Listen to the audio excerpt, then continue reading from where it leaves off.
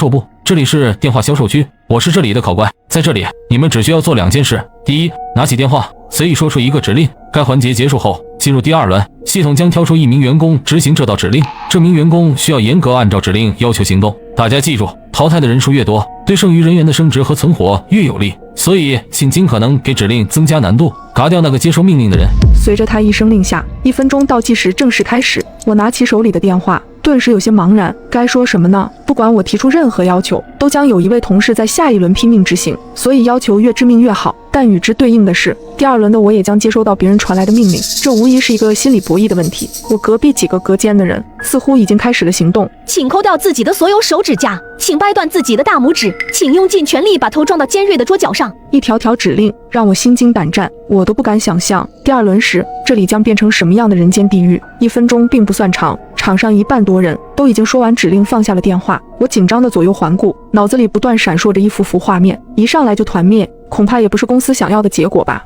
猛然间，我突然想到了一个巨大的矛盾点，直到最后5秒的提示音响起，我急忙拿起话筒，说出了一条极其简单的指令：举起1次左手。刚把话筒放下，一声脆响紧接着响起，第1轮结束。非常好，99位见习生都顺利布置了指令，没有人拖后腿，我很欣慰。考官笑了笑，他摊开手，指了指电话机。如果没有什么异议，我们就要开始第2轮接收指令的环节了。想不想知道自己会收到哪位同事的指令，会被要求做什么样的事情呢？我真是好期待。我宣布，第2轮正式开始，请各位拿起手中的电话，听取指令，并严格按照里面的内容做事。待他说完，我深吸一口气，随后接通了电话。听筒里先是传来一股丝丝的电流声，过了许久，才终于听见清晰的人声。这个嗓音非常熟悉，他略有些发颤地对我说：举起1次左手。心里石头落地，那是我自己的声音。与此同时，格子间里已经传来了无数怒骂，懊恼的脏字频频响起。没错，这就是第1关的奥秘，每个人给出的指令在第2轮最终都会回到自己的耳边。规则里只说了指令会传达给某位员工，却并未指明传达的具体方向。可就在我梳理规则的时候，